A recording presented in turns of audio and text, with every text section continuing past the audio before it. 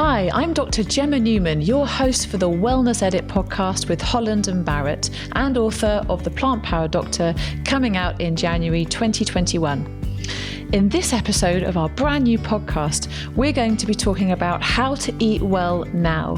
With many of us cooking meals at home more than ever before, we're really going to focus in on how to make delicious, healthy meals that we can enjoy every night of the week.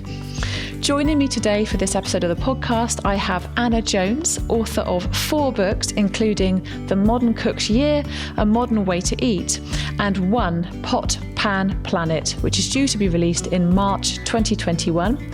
And we also have Holland and Barrett's nutritionist, Marilyns Muradzi. Welcome, ladies. It's so nice to chat to you both today. How are you doing? Really good, thanks. Yeah, very happy to be here. Oh, brilliant.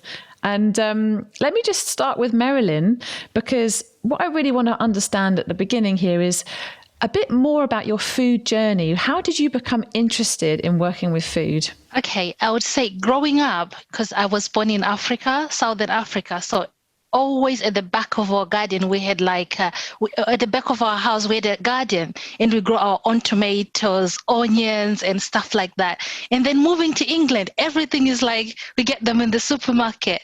And then, and my grandmother always, like children don't like to eat. And growing up, she'll be telling you, do you know that food is like medicine? And it didn't make sense to me until now I'm grown and I got into like a nutrition course at the university. And now I'm understanding, okay, I wanted to do food science, isn't like cooking itself.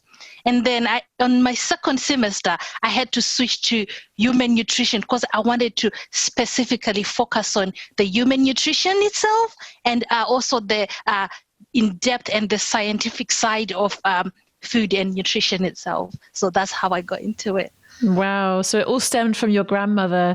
Yes. I think that's really interesting. I do think that it gives me a huge appreciation of how hard that farmers have to work to create that food for us. And then we just go along to the supermarket and we pick up what we fancy. There's a lot of a huge initiative during the Second World War with the Victory Gardens and Dig for Victory. And many people were growing food in their back gardens and allotments at that time. It would be nice to be able to return to something like that in the future, I hope. But it's a lot of work too, isn't it? It is. Yeah. All right. Anna, I'd love to hear more about your food journey. What gave you the passion that you have now? And, what made you decide to write all your fabulous books? Well, first of all, Marilyn, your grandma sounds amazing. She sounds great. Food as medicine is a really good sort of way of looking at things, I think. And that comes into a lot of how I look at food as well. So I started in food. I started cooking really young. My mum actually wasn't really much of a cook. She finds cooking quite stressful and it's not something that she really loved. She sort of grew up, thinking that being, that generation, I think of women in sort of the 60s and 70s in the UK that, thought that having to cook the dinner every night was a bit of an infringement on their liberty in a way. So my mum she fed us lovely food, but it would always be quite quick stuff. But what she did brilliantly was kind of, even though she wasn't interested in it, was furnish me with ingredients, with recipe books, and she gave me the opportunity to kind of cook the family dinners. So I think that's where it started off. And from then I kind of kept cooking, but just for fun. And then eventually, I think I read an article in the Sunday paper that said you should determine your kind of calling in life by the bit of the Sunday paper you turn to first. And for me, it was always the restaurant and the recipes, and that kind of just set a light bulb off in my head. And within a couple of weeks, I was cooking professionally. Oh, wow. What a story. And I also love how your mother nurtured your interest, even though it was something that she didn't like at all. Yeah, absolutely. And that's something I'm trying to sort of bring into my mothering of my little boy as well. Even if I'm not into it, trying to encourage his passions, is something that, I've definitely taken from my mum. Oh, that's wonderful. I agree. I've got 2 sons, and at the moment I'm not really into things like Lego, but I'm giving it a good go. Absolutely. I feel you on that one. Yeah. Now, I'm just sort of thinking about this year during the pandemic. Many people are having to make do, having to cook at home, and it can be quite stressful, what with the recession that we're potentially going to be facing as well, and even going to the shops and some of the dynamics around that. In light of everything that's happened, do you think that there's been more of a focus on trying to cook healthier meals at home, in your opinion?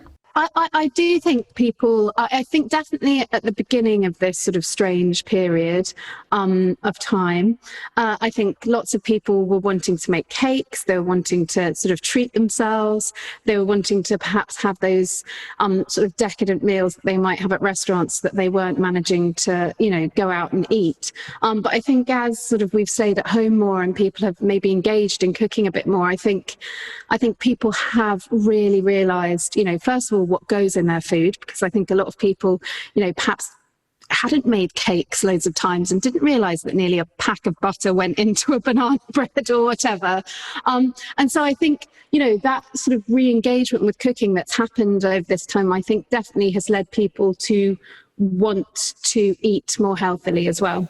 Yeah. And what about you, Marilyn? What have you noticed? I think my whole cooking pattern has changed. I've got more recipes than before, but I get mine, just going to the supermarkets or, online and get some, getting so interested. And before I was into meat, but now I'm quite enjoying some soya beans, and I started eating them during lockdown because I've got nothing else to do. So I experiment with food, trying, and I'm quite interested, and it's I hope the journey keeps continuing, keep going, experimenting on food.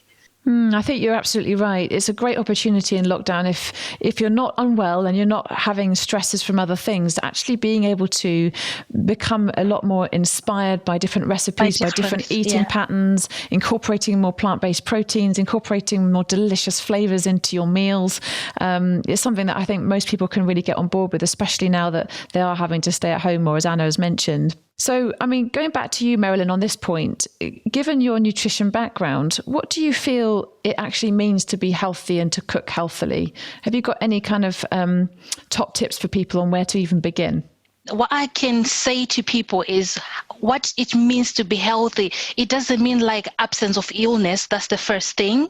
But it actually means being complete health is your physical being, mental health as well, and social well-being. And also I would say it is a way, a balance of everything within your body.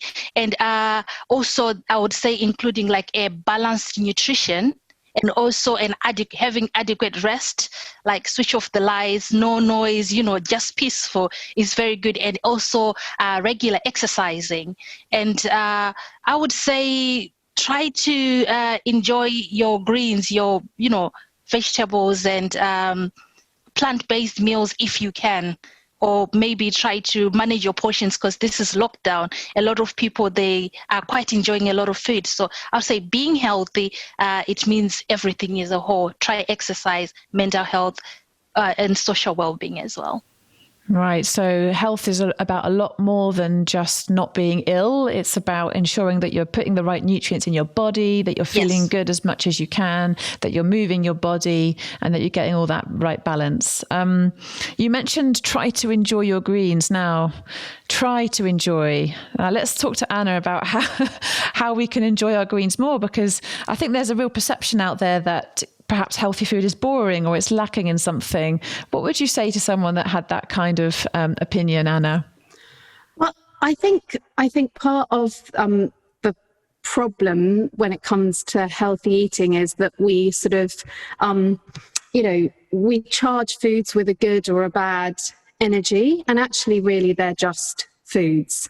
Obviously if we eat chocolate and fried food, all day, every day, that's not going to be good for us. But I think sometimes it's the labels we put on food that actually make it challenging for people who find navigating eating and eating healthily tricky. I always think that if we can cook for ourselves, I think we are, 70% of the way there. I think if you can, buy some ingredients, chop them up, put them in a pan, feed them to your family, whether you're adding a little bit of butter to that, whether you're adding, some other things. I think that healthy mindset around cooking and fresh foods and nurturing your body, I think, is a really, really important thing to focus on. But for me, I think food is the great connector. I think it's such, to me, eating with my family and my friends is a very joyful thing. And so I just really want to sort of shout from the rooftops about the joy of food before sort of the healthiness of any food, and the joy of cooking, and get people, I guess, excited about that.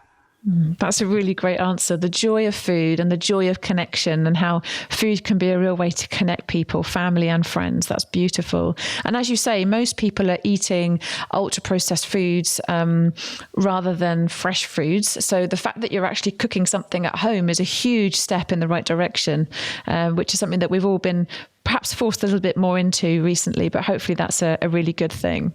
Absolutely. And I think it's about patting ourselves on the back for the small wins, not having to look at our week or our month. I'm sure you'd agree, Marilyn. It's kind of step by step. Yeah, I agree.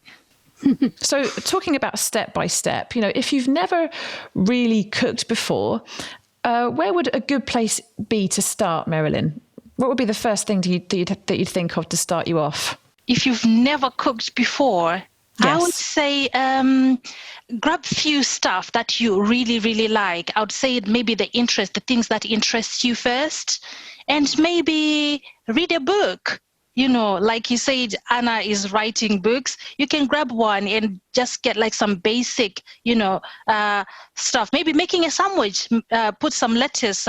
It's a great way of making food interesting. And then maybe after that, you can get into making simple things like eggs. You can make like breakfast. Breakfast is the easiest, I would say, of making healthy food. You can try that way. That's how I would think. Maybe Anna would help us better. It's great that you've started off with breakfast, because that's the one thing that hopefully can be easily incorporated into a sort of a healthier way of eating. You can just learn how to make a simple porridge. You can learn how to make a simple smoothie. You can get some whole grain bread and make some toast with different toppings. And then it can just become a little bit more of a habit there to sort of start thinking about a healthier choice. I agree with you on that. I always think if I've had a good breakfast, then I'm really I'm on something for the day. The rest of the day seems to fall into a better pattern of eating if I've started well. But I always think, a bit like Marilyn was saying, I think if you haven't cooked something before, then a good place to start is with a dish that you love and with something that's familiar. I wouldn't suggest sort of starting on a souffle or, trying to cook something complicated. If you love a pasta dish, that your mum makes or you get from a restaurant, maybe look up a recipe that's similar to that. When we're sort of learning things and we're taking those first steps, I think it's just good to be kind to ourselves and not set us up for a fall. So if you love pizza, why not try making some pizza dough, making a quick tomato sauce and cooking one in the oven? It's super easy. Doing something familiar that you will enjoy the taste of will mean that you sort of carry on. Yeah, I like that. And also, I understand that lots of people are aiming to eat a little bit less meat these days, both for health and for environmental reasons. And you've mentioned about the importance of finding things that you love, finding things that you really enjoy, and then perhaps making a few simple swaps. So I like to think about, if you love a chicken curry, you try a chickpea curry recipe. If you like the sort of a spaghetti bolognese, you might try a lentil bolognese recipe.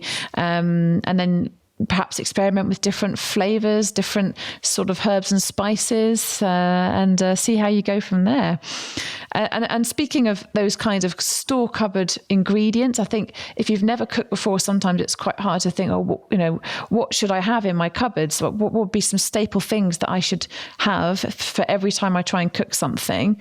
Marilyn, would you have any top tips for people who are trying to fill up their kitchen cupboards with things that they can use? I would say spices.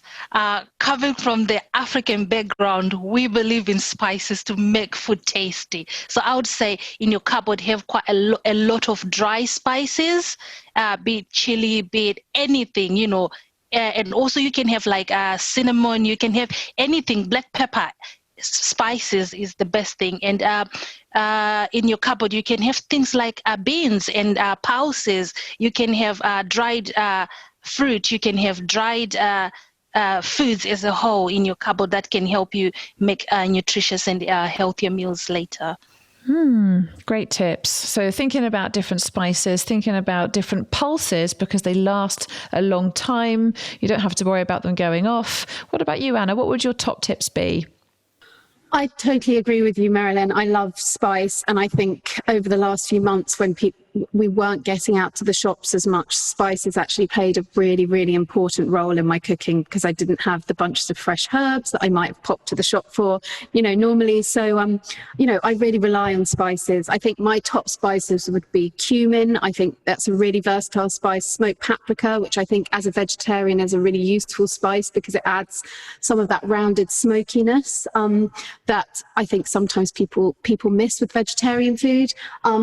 Coriander seeds, and then something like a blend, like a garam masala or something like that, that you can or a curry powder that can be quite versatile. Those are the ones I'd start with. I also always have, as you say, Marilyn, dried pulses. So for me, that's chickpeas, butter beans, black beans that I can quickly cook up with some cinnamon into some tacos. And then I always have tinned tomatoes, coconut milk, and I've always got a few lemons, garlic, onions, which I kind of consider my store cupboard because they last for ages. That's a really good point. They do. Lemons, garlic, onions, and then you're going to have your tomato bases, and you got your special spices. You know what? I love smoked paprika, and I also love cumin seeds. They're my top two as well, actually. I really enjoy cooking with those. But I guess it depends on what you like. I mean, for me, actually, this is perhaps a little bit off-piste, but I love miso paste. You can get it, put it in the fridge. It lasts forever, and you can just dollop it in a meal, and it gives it a really lovely flavour. But yes, I think it depends on what kind of cuisine you're really into. Given that we are trying to cook more at home, we've got a few ideas for what to put in our store cupboards. How can we actually make choices that are going to be cheaper for us? Because, many people may well be struggling financially. This is an uncertain time for so many. What would be a good way to sort of shop better, to shop in a sort of way that you can conserve as much of your budget as possible? Let's start with Marilyn for that one. Nowadays, we have the traffic light system that tells you how much sugar, how much salt, and how much in your food. So you can just go there and choose the ones with amber and green. As long as they're like on the low price, it's fine. It doesn't necessarily have to be something that is, premium. It doesn't have to be. You can go on the lower ones, but as long as it's labeled correctly. Like I would say, this is where the skill to know your labeling is very important. So you can choose it that way. That's how I would say. Or if you can buy in bulks, if you can, if you have the money, or should I say, if you're on a budget, but you can get more for like 2 for 1 or 2 for half price. If you can go for those kind of bargains, I would say. That's a great piece of advice. What I've actually interestingly noticed myself is that supermarkets don't tend to be doing that many special offers at the moment. Or is that just me? I've sort of noticed that there's not that many special offers going. But I have to say, the advice about buying in bulk is really good, because if you can budget enough to be able to get a lot of what you use that's cheap in price, it can really go a long way, buying those dry ingredients. What about you, Anna? Any top tips from you? Well, I think for me, I'm a completely vegetarian cook. I've been vegetarian for sort of over 10 years now. And I did notice when I made that change that I was spending a lot less on food. So I think if you can, cook seasonal food. So at the moment, things like squashes are brilliant, the greens, beetroots kind of through the sort of winter months are brilliant. So, if you can sort of be slightly tuned in to the vegetables that are in season, they're going to be the cheapest. And so that's going to save you a bit of cash. So yeah, if you're not vegetarian, maybe just eating 2 or 3 vegetarian meals a week, or even 1, if that's, where you're at. Also, I think, batch cooking is really, really good too. I think, if you cook a big curry, a big dal, a big pot of soup, keep that for a couple of meals in the week and then freeze a couple, you're saving ingredients. You can buy in bulk, and also, which is something we don't really consider that much when we're cooking, we're saving energy when we cook as well, because that energy that you're expending when you're boiling a pan of soup, you're only doing once. Yeah, that's a really good point. And I often think of that when I'm putting my oven on or when I'm putting the stove on. I'm thinking, if you could actually just do one big meal and then freeze up the rest, then you're definitely giving yourself a healthy option that you can use, and you're using less energy as well. Also, kind of look around. Don't be afraid to look down. In the supermarket aisles, there's often a bargain if you look further down the aisle or further up away from your eye line, which can also help. And as Anna's mentioned, choosing plant-based options from nature is generally a lot cheaper. You're going to be looking at the fruits, the vegetables that are in season, the whole grains, the legumes. They can certainly bring the prices down. What about ways to make our veggies last longer? I suppose we're coming now into the autumn, winter. Are there any good ways that you can suggest other than freezing that can help us to make sure we get the most out of our weekly shop?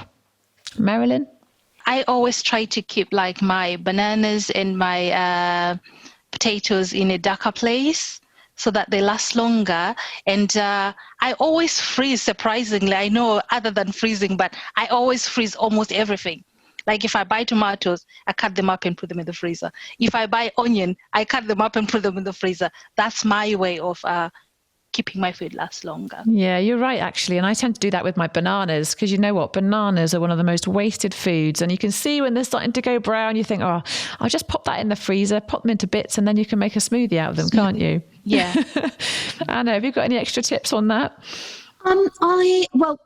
I think when I was a chef, we used to do a stock take of the fridge every single day. At the end of the shift, you'd see what was there. You'd see what vegetables kind of needed using first. You'd bring them to the front. You'd wrap up the herbs in, some wet cloth to keep them fresh. And so I sort of do a version of that, not obviously every night, because that would be overkill, but every few days, I look in my fridge, I see what's in there, and I kind of, make note of what needs using. I keep my herbs in little glass jars in the sort of milk, the milk carton sort of bit of the fridge door, and that keeps them for ages and ages and ages. So I think it's just about thinking about what you have and making sure that you are using those things, because we've all had those languishing lettuces or whatever in the bottom of the fridge drawer, and by the time you get to it, it's gone too far.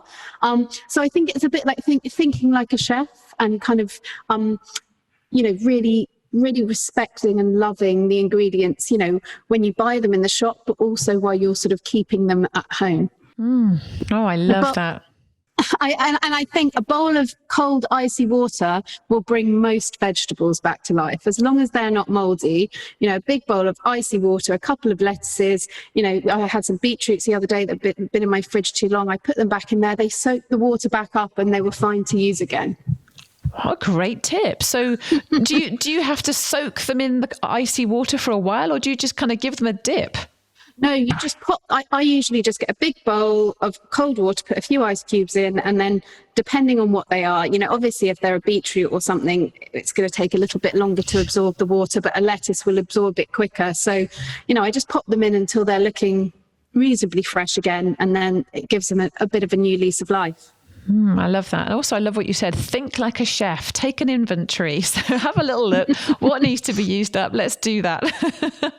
Oh, that's brilliant. So, thinking about eating on a budget, thinking about more creativity in the kitchen, I would love to actually hear more about your personal favourite recipes that you've been using, and your top recommendations right now. Marilyn, what's your favourite thing to cook at the moment? Spaghetti bolognese is my favourite.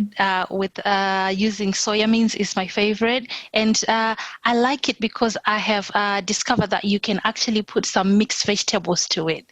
So I put some mixed vegetables to it, and it is also plant-based, which is like soya beans. So I quite like it very much, and it juicy, it's warm, and it's getting cold. So that is my favorite at the moment. Oh, I love that too. I love a good spag bowl. And I do the same thing, actually. I chop up a load of celery and the onions and the garlic and the peppers at the very beginning, and I let them cook off to start with all the spices. I love putting cumin seeds in that, to be honest, and smoked paprika. And I've actually got another special magic ingredient that I use, which is cocoa powder, which it really adds a different flavour to it, which people don't often try. So that's something just to add in there.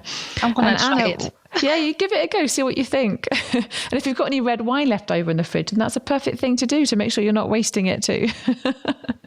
Okay, Anna, what about you? What's your favourite at the moment? I've got a lot of things we've been cooking sort of on rotation. I'm used to sort of being out of the house and cooking lots of different things for lots of different people, but obviously that hasn't been happening so much recently. But I've been trying to change things up a bit. I feel like I cook a lot of dals. We generally always cook a lot of dals. I've got a dal recipe from my first book, which is called A Modern Way to Cook, and it's super easy kind of coconut dal with some roasted sweet potatoes, and then this very quick coconut chutney that goes on top. I think for some reason it's like my most cooked recipe, both by me and by people who bought my books. So that one goes down really well. My son is actually even starting to eat that, which is a huge win.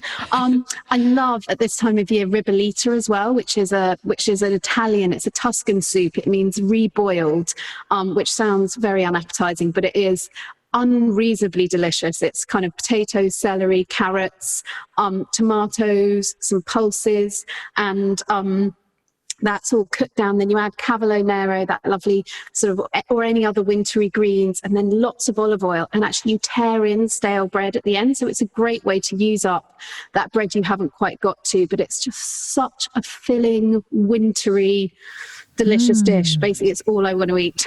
The perfect thing to warm the cockles as we come into the winter months. And I love the tip about using the stale bread as well. That's brilliant. Is there anything that you have found during lockdown that you think is going to stay on your menu over the next few months? Marilyn, is there anything new that you've learnt to cook recently? I would say making a carrot cake. And also making my spaghetti bolognese, because I eat it almost every week. So that is going to stay. You just love that spag bowl, don't you? I do. Oh, brilliant. I think we need the recipe. Yeah, absolutely. Anna, what about you? What's new? What's new on the menu this last few months that you think I'm definitely going to keep going with? I've actually been making a lot of pizzas. My son is a huge fan of pizza, and obviously it used to be something we used to go out and perhaps have as a treat, which obviously we haven't been doing as much. I got a pizza stone, and I've been, making just a very simple dough from scratch about lunchtime. And then usually on Friday nights, we have a little pizza night. I add, my son likes things quite simple, but for me and my husband, we add lots and lots of veggies and mess around with things, capers, olives, whatever seasonal veg we've got. And that's definitely something I think I'm going to continue doing, because it just feels like sort of going out, but at home. It's kind of fun. It feels like a treat. It's like when we make our own popcorn at home and we're watching a movie. It sort of feels like you're having a little treat when it's actually relatively healthy as well. Yeah, absolutely. Which is a great thing. Oh, that's fantastic. So we talked a little bit about some spices that we all love.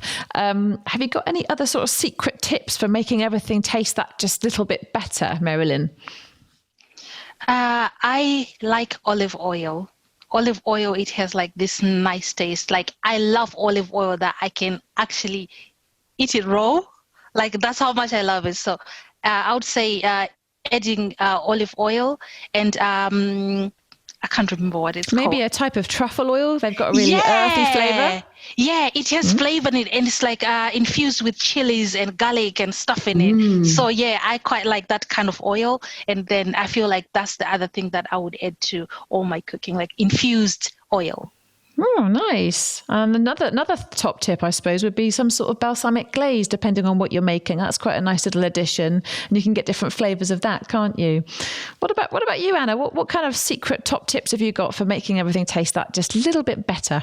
Well, I guess the things that I really love using, sort of going back a bit to what you said earlier about miso, are those kind of flavor packed sort of pastes and jars that you can buy and then keep in, the door of your fridge for months and months and months. So for me, that's miso paste, tamarind paste, which has this lovely kind of sweet sourness to it, harissa, which obviously adds spice and depth, and basically I could put on everything. I put it with my eggs and swirl into a bit of yogurt in the morning. There's a brilliant paste called Zug, which is kind of like a sort of green herb and spice paste, which goes brilliantly, tossed into sort of roasted veggies for the last 5 minutes. So I think any of those flavor-packed kind of paste that you can keep in the fridge, even a simple sort of curry paste or something, or a Thai curry paste, they are just a really, really quick way to add flavor when you haven't got time to sort of bash up 10 spices in a pestle and mortar. It's a really great tip. And I'm a huge fan of things like that as well. I love my harissa paste, and got some garam masala as well in the cupboard, which just adds some lovely depth of flavour. I think you're right. I was just thinking about what I've got in my fridge at the moment. There's this olive-based sort of tamponade thing, which I love. And it's just that real depth of flavour that you can just literally dollop it in, or maybe a bit of mustard as well. Just dollop that in sometimes, depending on what you're cooking. And it's amazing how it can really give it that edge that you wouldn't have had before. Liquid smoke as well. Is that something either of you used? I tend to use that sometimes, and that can kind of give a real sort of smoky flavour to things. What do you think of that? Is that an ingredient you ever use, Anna? I tend to use, there's a smoked water I buy from a sort of salt supplier up in Wales, and I tend to use that. It's just the naturally, it's the water that is kind of the byproduct of when they smoke their salt. So it's quite natural, it's quite subtle, but I have a little bottle of that in my sort of little pantry cupboard, and I sometimes add that to risottos or corn chowders, things that might naturally have that sort of rounded smokiness. Yeah. Fabulous.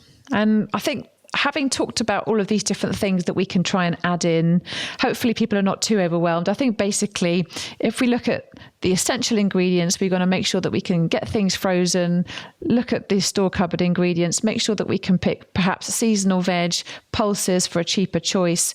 What about things that people might need in terms of supplementation? Marilyn, is there any basic supplements you think people need, or do you think we can get everything we need from food as long as we have a balanced diet? I would say we get everything that we need from food. That's the first thing we have to claim, that we get everything that we need from food. That's why it's saying a supplement, because it is an addition to a normal diet.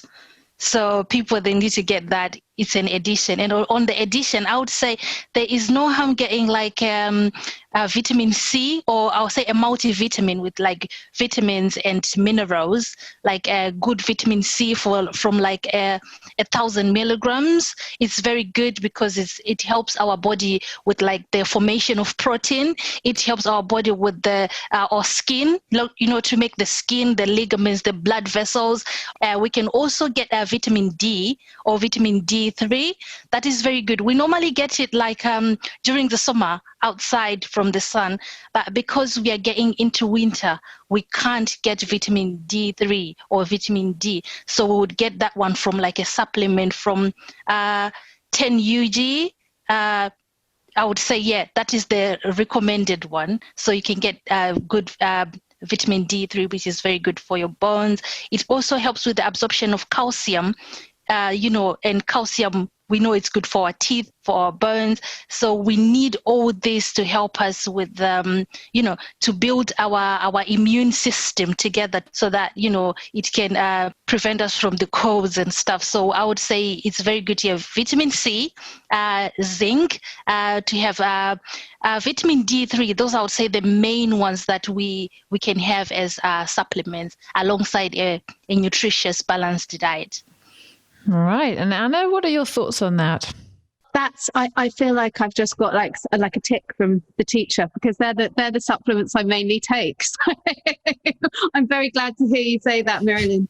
I think as well, I eat a really varied amount of vegetables, fruit and vegetables, and I'm lucky that that's accessible to me and I can afford that. So, I feel like I get quite a lot of nutrients in my diet, but I sort of are there any things, Marilyn, that you can take if you're eating a plant-based diet to replace some of the things that you miss out on there? Because that's something I'd be interested to know. Like supplements that are plant-based, you mean? Well, but to replace, vegetarians are often quite low in things like B12 and iron. Is that right? Yes, that is correct. Yeah, if you are low in B12 and iron, on the supplement side, there are supplements that contain B12 and iron, and also also there is like zinc, or you can get some of these supplements from like fortified foods, like cereal. Cereal is very good in it is fortified in zinc. So like the things that you can't get like in beef, you can't get like in chicken, you can still get them like as a supplement in fortified foods, which are fortified in that, and they are vegetarian. Most of them you can find them. There is also a multivitamin supplement that is vegan, so you can find it there as well. So everyone is not left out on supplement. Supplement doesn't necessarily mean they are for people who consume meat. You can still find them for people who are vegetarians or who are vegans. So you can find all that. Yeah, Brilliant. and yeah. I love the question as well, Anna, because I think you're right. There are certain patterns of eating that require key nutrients, and it's true of any dietary pattern in some ways. And you're absolutely right about B12. You know, it's made by microbes in the soil, so it's not going to be so easy to get that now that we don't eat vegetables directly from the soil, and we certainly wouldn't want to be drinking untreated water. So the animals that would be eaten on a meat predominant diet would have got their B12 from the soil or from microbes in the water. We can't do that. Also, most of the meat that we eat comes from factory farms, which is interestingly fortified. So as Marilyn has said, many food types are actually fortified, and the meat that we eat has a diet fortified with vitamin B12 so that we can get it from their muscles. So when you're eating a plant exclusive diet, B12 will be much harder to come by unless you're taking a supplement, or as Marilyn has suggested, having a food that's fortified, such as a fortified plant milk, things like nutritional yeast, Marmite, and Marilyn's mentioned fortified cereals, certain margarines as well. So there's a number of ways that you can fortify, but you don't need very much, just a small amount really every day, but you do need it. So interestingly, it's not just people on an exclusively plant-based diet that may struggle to get it. Many of us over the age of 50 will also struggle to get vitamin B12. Many of us on antacid medications will struggle to get B12. Many of us on anti-diabetes medications as well. Many of us with absorption issues, celiac disease, autoimmune conditions. So actually B12 is one that is probably useful for everybody to know a little bit more about. And as Marilyn has said, vitamin D is absolutely crucial. The Scientific Advisory Committee for Nutrition suggests that we should all be supplementing in the winter months, as Marilyn has pointed out. But actually, I would say if we have a darker skin, it's worth supplementing all year round. And it's probably worth getting a blood test with your GP for some routine checks to see what is your vitamin D level, what is your B12 level if you're a plant exclusive diet. Make sure that you're getting everything that you need. And my particular favorite food for omegas is flax seeds. I adore flax seeds. You can have those crushed up in a powder, and you can mix them into your porridge, you can mix them into soups, you can mix them into stews, and you've got fantastic fiber, protein, other amino acids, and of course you've got those all-important omega-3s. So that's another lovely top tip for our listeners there.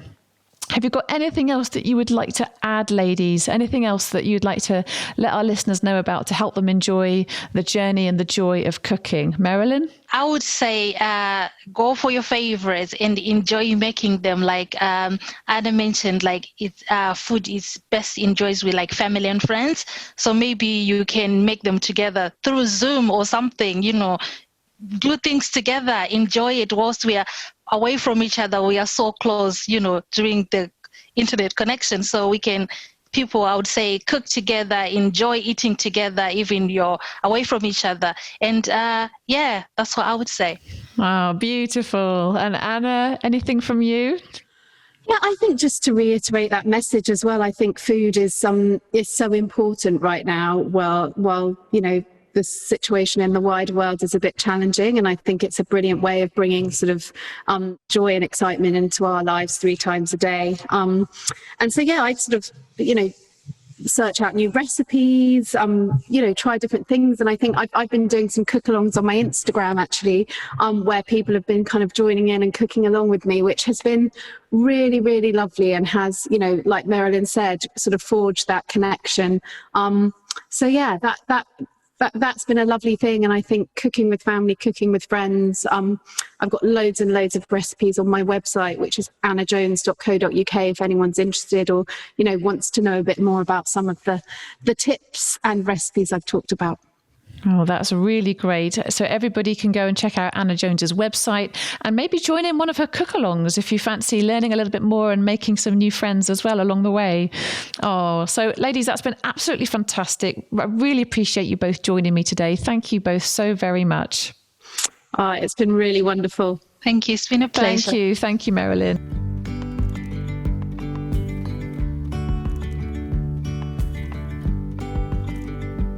For more health and wellness advice, visit the Health Hub at hollandandbarrett.com. All views are those of our guests and not Holland and Barrett unless explicitly stated otherwise. Any reference to brands and/or products should not be considered as an endorsement.